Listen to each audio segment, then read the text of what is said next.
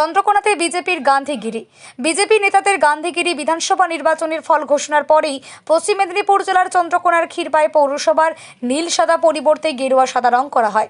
এমনকি পৌরসভার সম্মুখে পৌর বিল্ডিংয়ে লাগিয়ে দেওয়া হয়েছিল প্রধানমন্ত্রী নরেন্দ্র মোদীর বিরাট বড় একটি কাট আউট।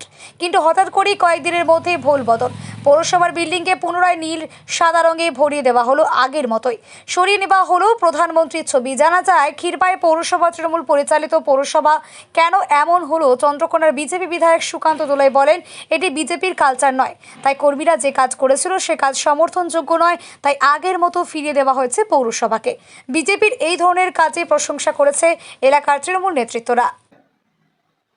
দেখুন, প্রথমেই আমাদেরকে মনে রাখতে হবে যে এটা ভারতীয় জনতা পার্টি, এর সরকার নীতিনিষ্ঠ সরকার।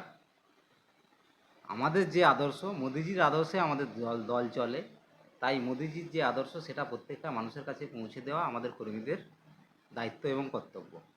তো আমাদের এখানে কোনো হিংসার জায়গা নেই, আমাদের এখানে কোনো তৃণমূলের মতো অত্যাচার করার অপশান নেই। তো আবেগের বশবর্তী হয়ে হয়তো কর্মীরা এটা করেছিল, কিন্তু ডিসিপ্লিন সবার আগে। আমার দলের নির্দেশে, আমার দলের রাজ্য স্তর থেকে শুরু করে কেন্দ্রীয় স্তর যে নির্দেশ দিয়েছে, আমরা যারা ভারতীয় জনতা পার্টির কর্মী আছি, আমরা সেই নির্দেশ অক্ষরে অক্ষরে মেনে চলতে বাধ্য।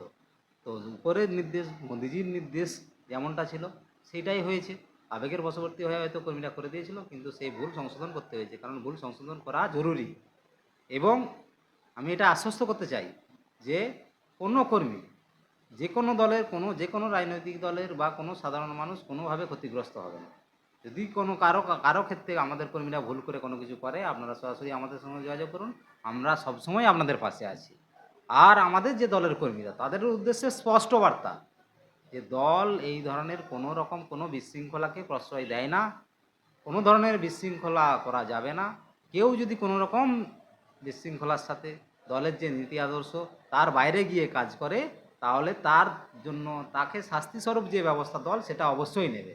তাই সেক্ষেত্রে আমাদেরই একটাই বলা যে সোনার বাংলা আমরা গড়তে চলেছি। তো সেই সোনার বাংলার প্রত্যেকটি মানুষ আমাদের সঙ্গে থাকবে এবং তাদেরকে নিয়েই আমরা সোনার বাংলা